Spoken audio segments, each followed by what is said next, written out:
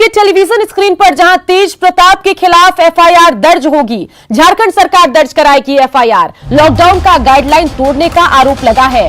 कल लालू से रांची मिलने पहुंचे थे तेज प्रताप। रांची के एक होटल में ठहरे थे तेज प्रताप और होटल के मालिक और मैनेजर पर प्राथमिकी दर्ज हुई है। और अब खबर आ रही है कि तेज प्रताप यादव पर भी एफआईआर दर्ज होगा। बता दें कि एफआईआर इसलिए दर्ज होगा क्योंकि तेज प्रताप यादव पर आरोप लग रहा है कि उन्होंने लॉकडाउन का नियम तोड़ा है। बता दें कि झारखंड में कोरोना बंदी के दरमियान होटल खोलने पर रोक लगी है और ऐसे में तेज प्रताप ने इस होटल में अपना कमरा बुक कराया था। अपने पिता से मिलने के लिए गए थे तेज प्रताप यादव।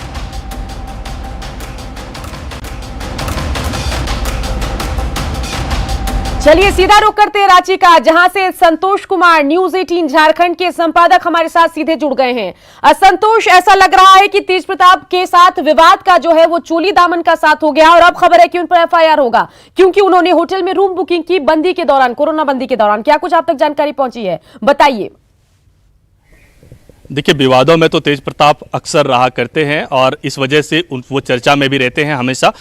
लेकिन यहाँ फिलहाल जो अपने पिता से मिलने आए थे तेज प्रताप, तो इस दरमियान उन्होंने डिस्ट्रिक्ट एडमिनिस्ट्रेशन से परमिशन नहीं ली थी। लेकिन हाँ, फिलहाल क्योंकि वो अपने पिता से मिल रहे थे, लेकिन उसके बाद ये रात को जिस तरीके से हमने देखा था कि होटल कैपिटल रेजिडेंसी में ठहरे, वहाँ पर क्योंकि होटल खोलना अभी अलाउड नहीं है, वहां पर वो ठहरे थे, उसको लेकर होटल मालिक और होटल के मैनेजर के खिलाफ एफआईआर दर्ज हुई थी। तो अभी लेकिन जो जानकारी है उसके मुताबिक डिस्ट्रिक्ट एडमिनिस्ट्रेशन ने तेज प्रताप के खिलाफ एफआईआर कराने जा रही है क्योंकि तेज प्रताप को नियम के मुताबिक जैसे ही झारखंड में एंटर किया था उन्होंने, क्योंकि बिहार से आ रहे थे, तो उनको यहाँ पर 14 दिन का होम क्वारंटीन होना चाहिए था क्योंकि उनको एग्जम्पशन, या तो फिर उनके पास एग्जम्पशन होता, उन्होंने अगर परमिशन ली होती तो एग्जम्पशन होता, लेकिन उनके पास एग्जम्पशन नहीं था। इस वजह से उनको 14 दिन तक के लिए झारखंड में ही रुकना था। लेकिन जो हमारी जानकारी है उसके मुताबिक तेज प्रताप झारखंड के सीमा से बाहर जा चुके हैं, तो इस लिहाज से उनके खिलाफ अब जो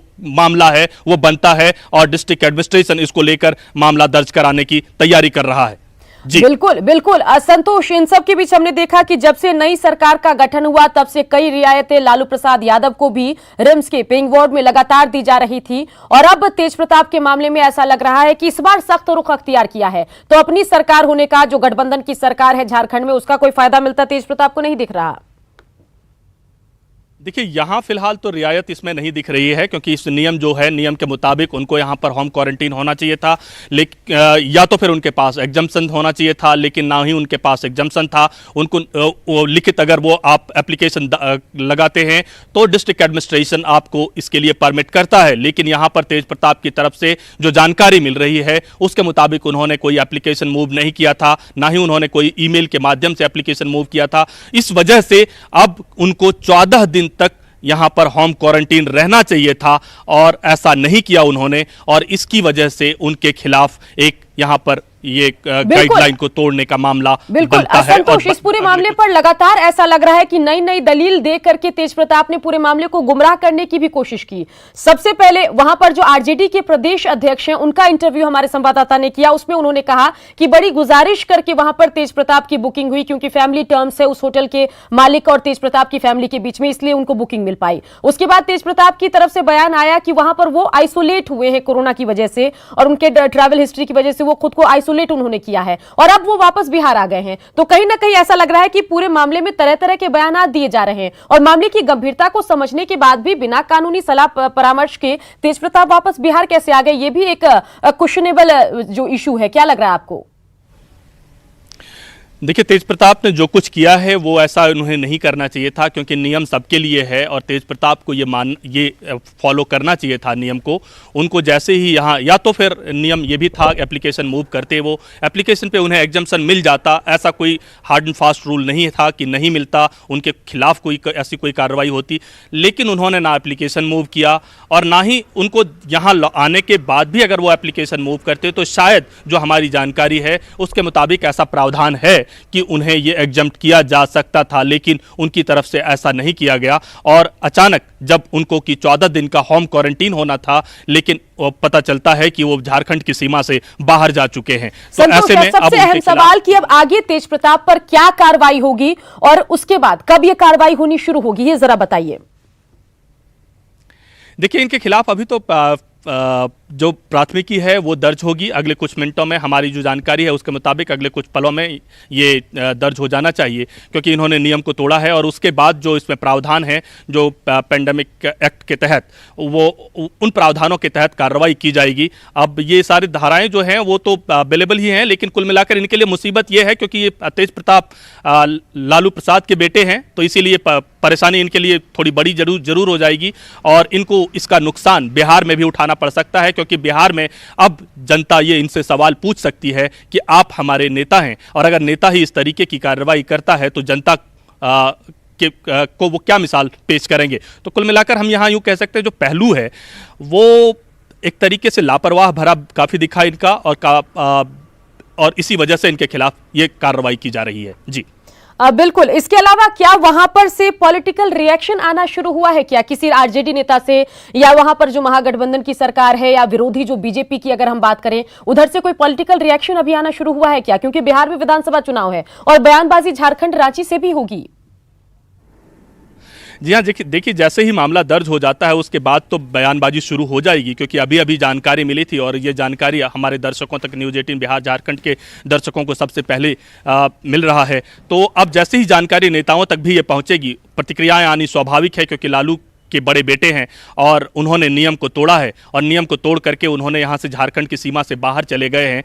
तो अब उनके खिलाफ जो प्रतिक्रियाएं हैं, बयानबाजी हैं, वो दौर शुरू हो जाएगा। अभी देखना है जैसे ही एफआईआर दर्ज हो जाती है उसके बाद इन सब के क्या बयान आते हैं। लेकिन कुल मिलाकर गलती इन्होंने की है, और उस गलती के कुल देखते हुए डिस्ट्रिक्ट एडमिनिस्ट्रेशन इनके खिलाफ कार्रवाई करने जा रही है। जी बिल्कुल। संतोष हमारे झारखंड संपादक हमारे साथ लाइव जुड़े हुए हैं रांची से, और इस खबर को सबसे पहले न्यूज़ 18 बिहार झारखंड ने दिखाया है, जहां अब इस पूरे मामले पर तेज प्रताप यादव के खिलाफ एफआईआर दर्ज होगी। संतोष, इसके अलावा क्या कुछ लग रहा है, कितनी मुश्किल तेज प्रताप यादव की यहां पर बढ़ सकती है, और इसका कितना खामियाजा उनको आगामी विधानसभा चुनाव में भुगतना पड़ सकता है? क्योंकि हम देख रहे हैं कि लगातार वो अपनी सीट को लेकर भी बातचीत करने के लिए अपने पिता से पहुंचे थे, फिर रघुवंश मसले पर भी उनकी मुश्किलें बढ़ी हुई थी, पार्टी के तमाम नेताओं ने उनके बयान से किनारा कर लिया था। तो अब जो इशू हुआ है उससे क्या अपने बचाव के लिए आरजेडी उनसे किनारा कर लेगी?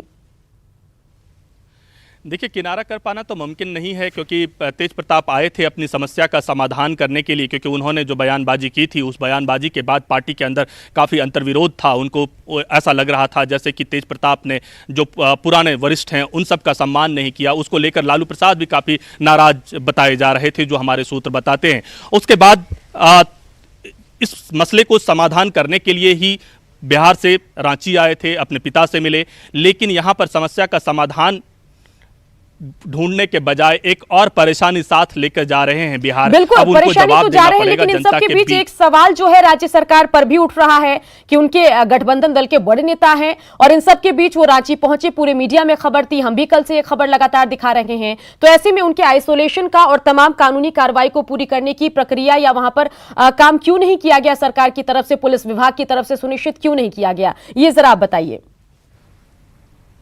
देखिए, ये जानकारी मिल रही थी हमारे को कि तेज प्रताप की तरफ से एक एप्लीकेशन मूव किया जा रहा है, लेकिन ऐसा जो जानकारी मिल रही है अब कि उनकी तरफ से एप्लीकेशन मूव नहीं हुआ, और उसी के बाद ये कार्रवाई का जो कदम आपको हम जो हमारे दर्शक को हम बता रहे हैं कि ये कार्रवाई करने जा रही है। अगले कुछ मिनटों में ये इनके खिलाफ मुकदमा दर्ज हो सकता है।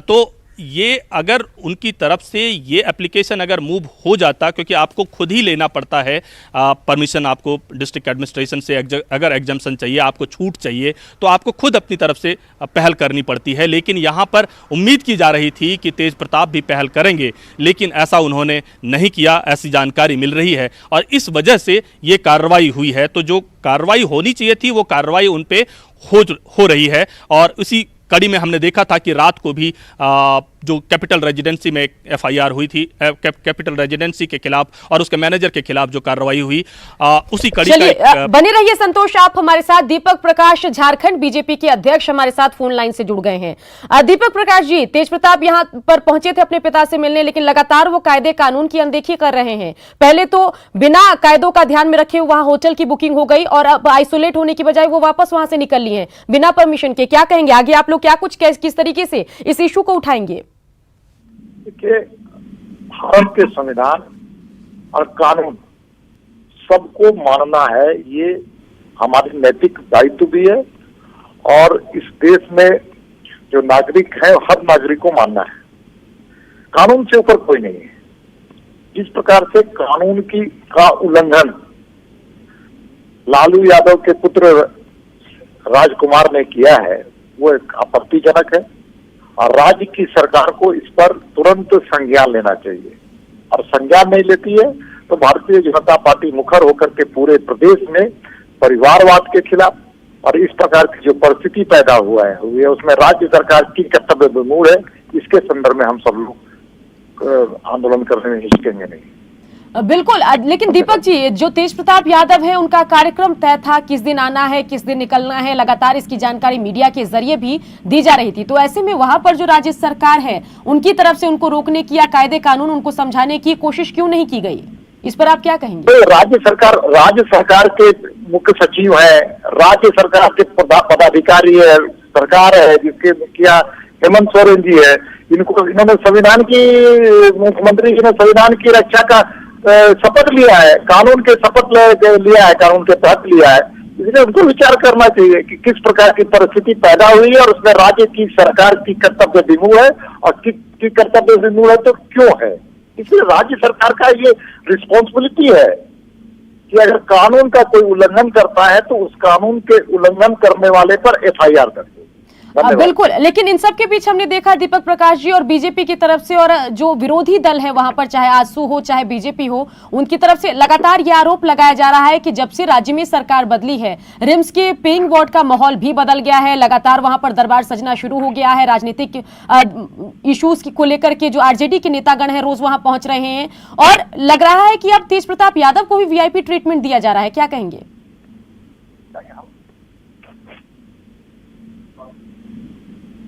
दीपक जी, क्या आपको आवाज मिल पा रही है? तो चलिए, हमारे संपादक जो है संतोष भी हमारे साथ बने हुए। संतोष, बीजेपी ने इस पूरे मसले पर यह कहा है कि हम इस इशू को उठाएंगे और जब तक कार्रवाई नहीं होगी हम इस इशू को उठाते रहेंगे। क्या कुछ लग रहा है वहां पर जो राजनीतिक घटनाक्रम है उनमें क्या कुछ तब्दीली आ सकती है? देखिए, बयानबाजी का दौर शुरू हो जाएगा और क्योंकि लालू का परिवार से जुड़ा हुआ मसला है तो फिर इसमें रुचि बिहार और झारखंड दोनों की है और तेज प्रताप ने ऐसा कदम उठाया ही है जिसकी वजह से एक बार फिर से आरजेडी के लिए मुश्किलें खड़ी जरूर होंगी, क्योंकि इनको जनता के बीच अभी जाना है बिहार में और उस जनता के बीच, लोगों के बीच ये बताना पड़ेगा कि किस तरीके से कोरोना से बचाव करते हुए चुनाव में आपको जाना है और वोटिंग करनी है। लेकिन खुद अगर नेता इस तरीके से कोरोना के काल के दरमियान बनाए गए गाइडलाइन को फॉलो नहीं कर रहे हैं तो बहुत बड़ा सवाल उठता है और राजनीतिक बयानबाजी तो झारखंड में नहीं बिहार में भी उठेगी। झारखंड आरजेडी के प्रदेश अध्यक्ष अभय सिंह हमारे साथ फोन लाइन से जुड़ गए हैं, उनसे बातचीत कर लेते हैं। अभय सिंह जी, आपके घर में ठहरना था तेज प्रताप यादव को, फिर लेकिन उन्होंने कैपिटल रेजिडेंसी में बुकिंग करा ली, वहीं ठहरे और अब बिना जो कायदे कानून है उनको फॉलो किए हुए वापस वो बिहार निकल गए हैं। क्या कहेंगे, ऐसे स्पेशल ट्रीटमेंट वो खुद को क्यों दे रहे हैं? कानून कायदे से ऊपर हो गए क्या तेज प्रताप? अभय जी, आपको आवाज मिल पा रही है? तो चलिए, आरजेडी की तरफ से बोलने को शायद कुछ नहीं है, इसलिए लगातार फोन उठाने के बाद, लगातार फोन लगाने के बाद भी वहां के नेतागण नहीं सुन रहे हैं और फोन उठाते भी हैं तो बात करने की बजाय, जवाब देने की बजाय फोन रख देना प्रेफर करते हैं। तो संतोष हमारे झारखंड संपादक भी हमारे साथ बने हुए थे। संतोष, आपका शुक्रिया। तो पूरे मामले पर बताएं कि तेज प्रताप यादव की मुश्किल बढ़ गई है और खबर जो हम तक पहुंची है, अब तेज प्रताप पर एफआईआर दर्ज होगा और यह खबर सबसे पहले न्यूज़ 18 बिहार झारखंड आपको दिखा रहा है। एक बार फिर से सिलसिलेवार आपको पूरा मामला बता दें कि यहां पर लालू प्रसाद यादव से मिलने पहुंचे थे तेज प्रताप और इसी दरमियान उन्होंने होटल में बुकिंग करा ली। होटल मालिक पर तो मामला दर्ज हुआ, अब तेज प्रताप पर भी एफआईआर होगा।